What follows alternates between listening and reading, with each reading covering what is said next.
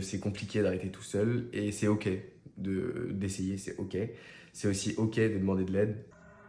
Ce qui m'a marqué, je crois, c'est la première fois où je me suis retrouvé entouré de tous mes potes quand on partait en vacances et que j'avais 10 personnes qui fumaient autour de moi et que j'ai réussi à me dire je m'en fous, enfin c'est pas, ça m'intéresse pas quoi. Je suis en train de passer à autre chose et c'est ok, beaucoup moins de tentation. Et je pense que c'est ce premier step où il y a un moment de réalisation au bout d'un moment qui te fait prendre conscience que tu es en train de changer, devenir une nouvelle et une meilleure personne.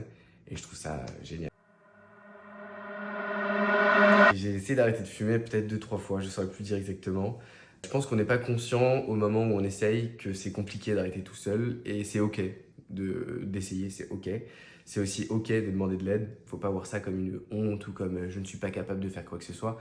Comme Eva l'explique dans sa méthode, on allume tellement de récepteurs de nicotine durant tout le temps où on fume que se dire que sans accompagnement, tout seul, on peut arriver à faire quelque chose qui s'est mis en place pendant des années, c'est pas forcément lucide, mais c'est ok d'essayer par soi-même. Mais c'est aussi encore une fois ok de demander de l'aide et de se faire accompagner, surtout que c'est pour votre santé. Donc moi je recommande en tout cas à 100%.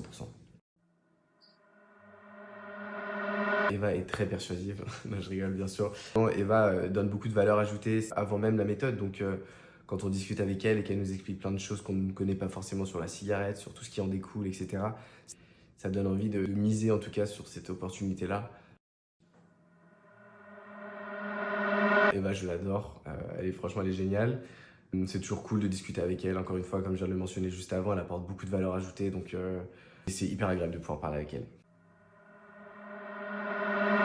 Ce qui m'a motivé à arrêter de fumer, c'est ma santé. Je pense que c'était le facteur numéro un. Il y a aussi les proches, les gens qui ne fument pas autour de soi. Je trouve égoïste de devoir imposer ça aux gens qui ne fument pas, de devoir sentir la cigarette quand on suit la méthode voix. Eva nous explique justement que le tabagisme passif, dont on est tous un peu conscients, mais on se rend vraiment compte de quel point ça peut nuire à nos proches.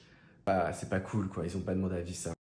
Merci Eva, merci au programme Evoa et j'espère que ça pourra aider plein d'autres gens et que ça pourra aider à d'autres gens à décider. Parce que franchement, je me sens mieux quoi, ma vie est fondamentalement mieux et les proches sont contents, ma mère est contente.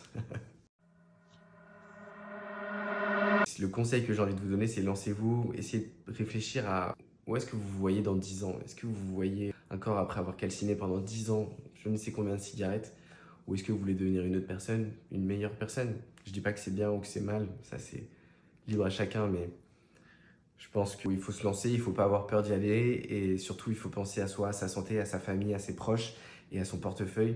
Vous êtes gagnant dans tous les cas.